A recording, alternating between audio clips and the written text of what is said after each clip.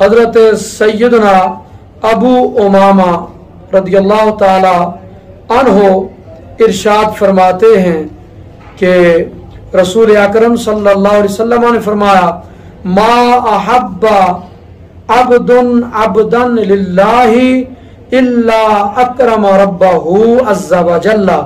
इमाम अहमद बिन हम्बल रहमतुल्लाह अलैह ने इस हदीस को रिवायत किया कि नबी पाक अलैहिस्सलाम ने फरमाया, कोई बंदा दूसरे बंदे से अल्लाह के लिए मोहब्बत नहीं करता मगर वो अपने रब की इज्जत और तकरीम करता है।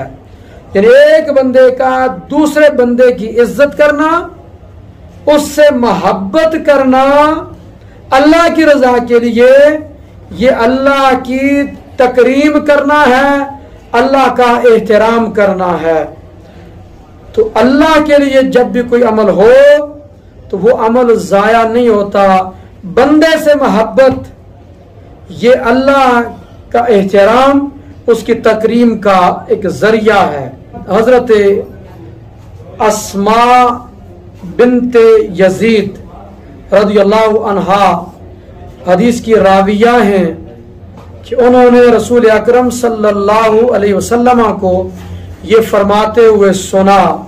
सहाबा किराम रदियल्लाहु अन्हुम को हुजूर अलैहिस्सलाम ने इरशाद फरमाया, अला उनब्बिउकुम बिखियारिकुम, क्या मैं तुमको तुम में से बेहतरीन शख्स की खबर ना दूं कि तुम में से बेहतरीन कौन है।